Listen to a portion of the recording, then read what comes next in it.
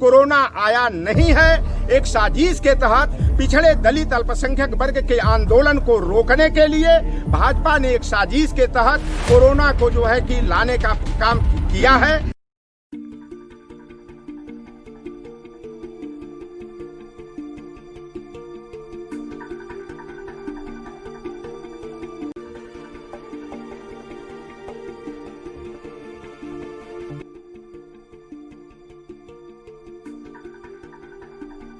अयोध्या में कोरोना महामारी की चपेट में आकर कई वरिष्ठ नेताओं, सरकारी कर्मचारियों, अधिकारियों और आमजन की मौत हो चुकी है। समाजवादी पार्टी के पिछड़ा वर्ग प्रकोष्ठ प्रदेश अध्यक्ष चौधरी लौटन राम निषाद कोरोना को लेकर एक गैर जिम्मेदाराना बयान दिया है।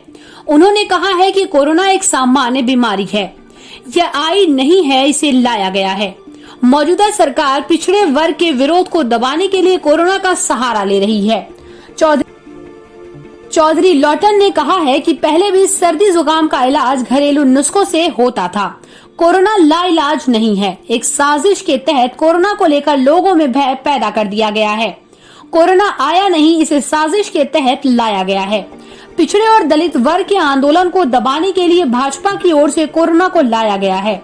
कोरोना से उतने लोग नहीं मरे हैं जितने की भूख, प्यास और दुर्घटना से मरे हैं। उन्होंने कहा कि ऐसे में मृतक परिवारों के आश्रितों को 1-1 लाख रुपए देकर समाजवादी पार्टी ने लोगों को सहायता देने का कार्य किया है। सपा पिछड़ा वर्ग प्रकोष्ठ प्रदेश अध्यक्ष चौधरी लौटन ने कहा है कि कोरोना के पीछे राजनीति ज्यादा है। इसका इलाज घर पर भी किया जा सकता है।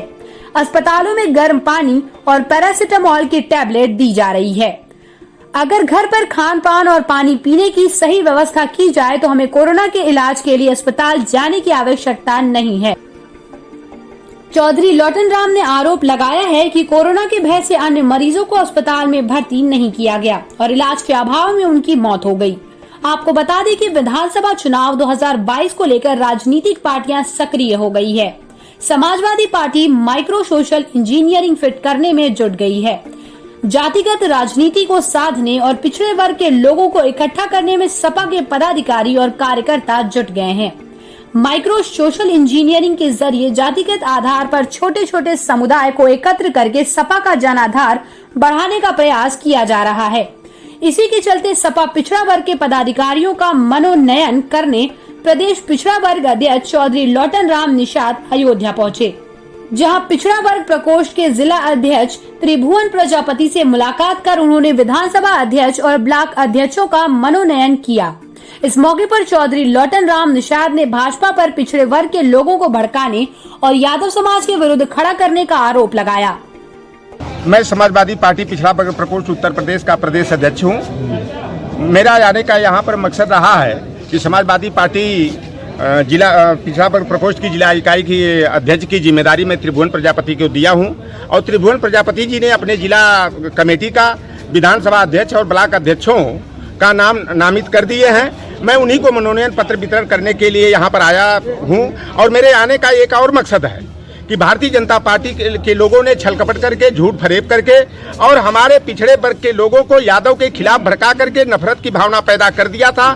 मैं लोहार, कुआर, सुनार, तेली, तमुली, बरई, बारी हो, मल्लाह हो, केवट हो, काछी हो, कुर्मी हो, पाल, गडेरिया, धनगर समाज, लोधी समाज के लोग हो, मैं उन्हें समझाने के लिए चला हूं कि अगर पिछड़े बटे रहे तो अधिकारों से वंचित रहेंगे, क्योंकि भारतीय जनता पार्टी के द्वारा जो षड्यंत्र किया जा रहा है उससे लोकतंत्र और संविधान पर खतरा मंडरा रहा है और मोदी सरकार एन केन प्रकारेण कहीं न्यायपालिका की आड़ में, कहीं सरकार के दाव पेच से जो पिछड़े वर्ग का, दलित वर्ग का आरक्षण है उसे खत्म करने का षड्यंत्र कर रही है। अगर पिछड़े दलित समाज के लोग भाजपा के षड्यंत्र से सजग नहीं हुए, 2022 में एकजुट होकर के अखिलेश यादव जी के नेतृत्व में सपा की सरकार नहीं बनाए तो जो हमारे बाप दादा की स्थिति 1970 से पहले थी कि हमारे लोग अधिकारों से वंचित थे, सम्मान से वंचित थे, पुनः उसी स्थिति में ले जाने का षड्यंत्र आरएसएस और भारतीय जनता पार्टी के द्वारा किया जा रहा है। इसलिए मेरी जो कमेटी का गठन भी हो रहा है, मैं पूरे प्रदेश में माइक्रो सोशल इंजीनियरिंग के तहत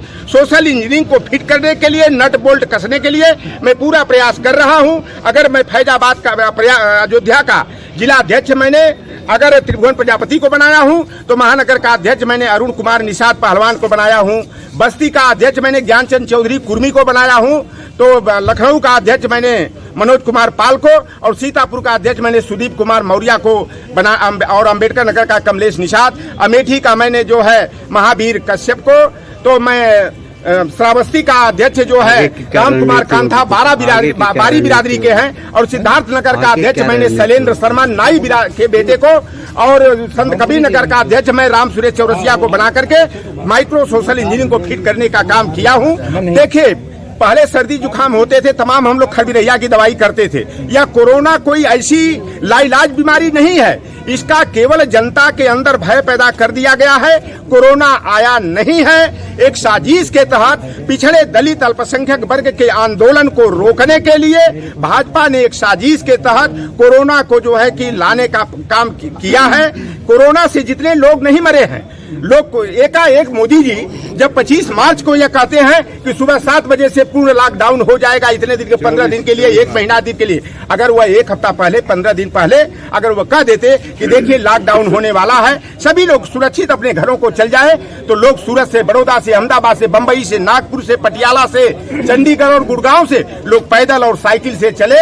जितने लोग कोरोना से नहीं मरे उतने बेचारे भूखे प्यासे मर गए, एक्सीडेंट में मरे। और हमारे समाजवादी पार्टी के राष्ट्रीय अध्यक्ष जी का विशाल हृदय देखिए कि जितने श्रमिक मरे उनके आश्रित परिवार को 1-1 लाख रुपया दे करके हम लोगों ने उस परिवार की मदद करने का काम किया है। मतलब आप में मानते हैं कि कोरोना नहीं, खाली राजनीति है? कोरोना के पीछे राजनीति ज्यादा है। कोरोना तो जैसे बुखार होता है, कोई हड्डी तोड़ बुखार कहा जाता था, कोई और तरह के बुखार होते थे, कोई बरसात के सीजन जब शुरू होती थी तो उस समय वायरल बुखार होता था, उसी तरह से कोरोना एक जो है कि छोटा मोटा एक बुखार का ही रूप है। अगर इसका घर पर भी इलाज किया जाए, अगर खान पान का पानी के पीने की अगर व्यवस्था सही ढंग से किया जाए, तो हमें हॉस्पिटल जाने की भी जरूरत नहीं है, क्योंकि वहाँ दवा क्या दिया जा रहा है, वही पैरासीटामोल दिया जा रहा है, वही गर्म पानी पीने की बात की जा रही है। तो ये तो काम हम घर पर बैठ करके भी कर सकते हैं। और मैं बंधुओं, मैं बता देना चाहता हूँ कि जितना लोग कोरोना से नहीं मरे, कोई हार्ट का पेशेंट था, कोई किडनी का मरीज था, उसे हॉस्पिटल में भर्ती नहीं किया गया,